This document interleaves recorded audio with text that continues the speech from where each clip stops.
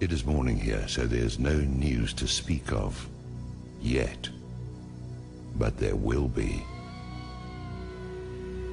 It's clear as crystal that the root of all evil is exactly that, and those in whom it is blooming are the enemy of humanity. The bankers are the problem. The bankers manufacture recessions and depressions to exert a greater control over social and political structures. The bankers create and finance the wars on both sides of the conflicts. The bankers orchestrate famine, poverty, and want.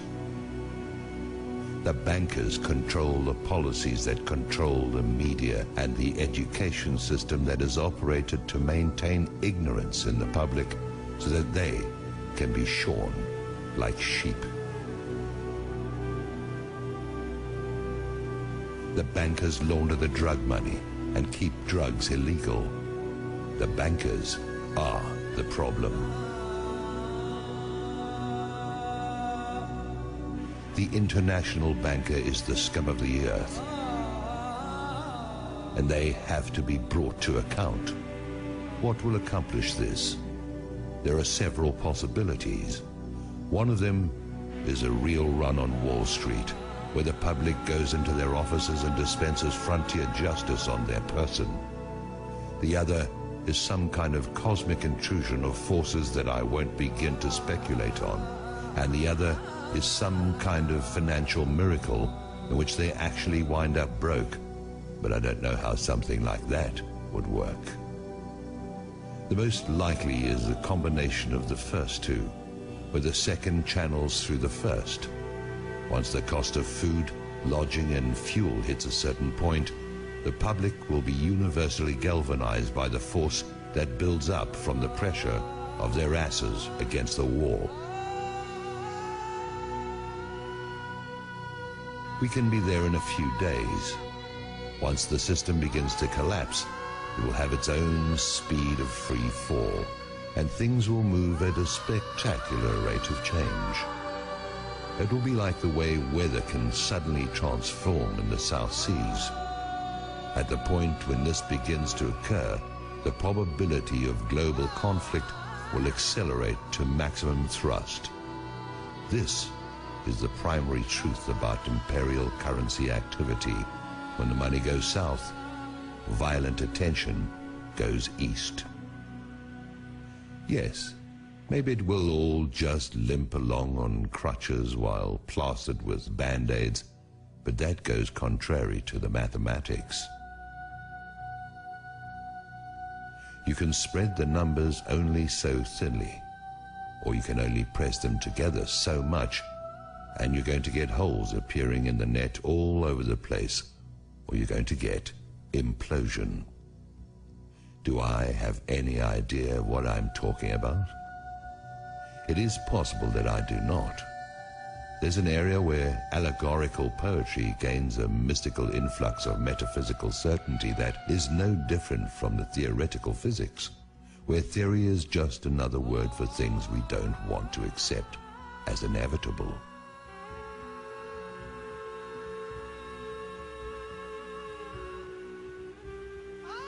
Maybe freedom's just another word for no one left to screw.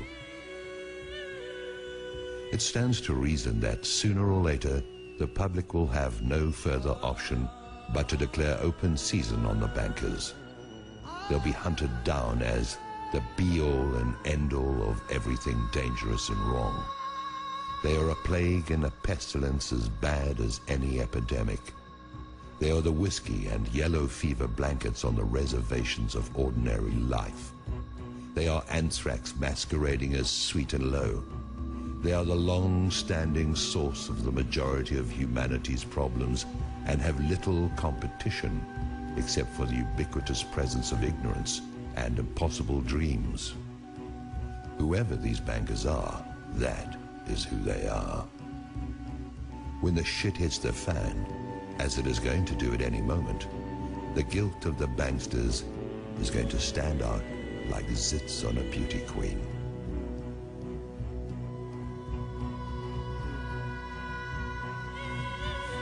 The transformation in the mind of the public is going to be immediate.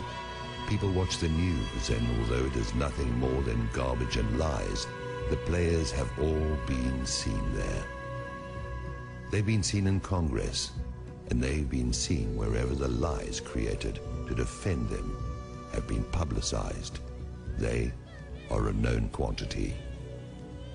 There is no argument of any kind that can be used to generate sympathy for the bankers, who are either behind or finance every outrage against the public that is in existence.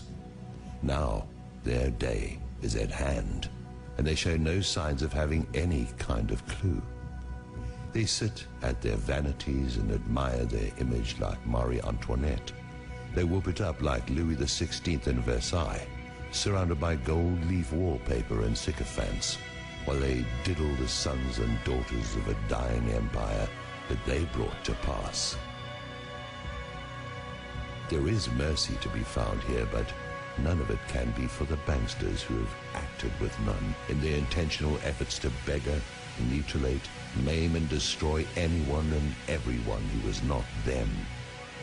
That mercy is for the public who, like Lefty, only did what he had to do. I try to get my heart and head around it. I try to see an out for everyone, but the only out I can see for the banksters is out of our lives, and marched still living through the gates of hell, where they can reunite with the banker-in-chief. I'm not the judge or executioner. I'm an observer who's never had enough money to even think about the banks in the first place. Now the bankers tightly grasp what is going to turn into flaming coals in their hands. Judgment is going to cry out from the earth they walk upon and have plundered at will. That will is now going to be drained away into fear and apprehension.